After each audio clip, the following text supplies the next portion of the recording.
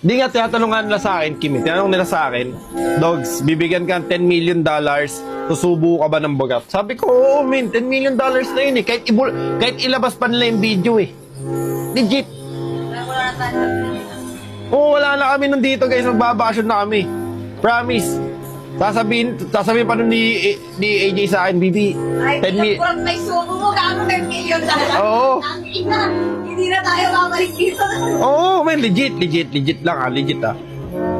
Tapos sabi nga sa akin, paano, di pa na $10 million, binigyan ka ng 10K, wala na, nasubo ko na eh.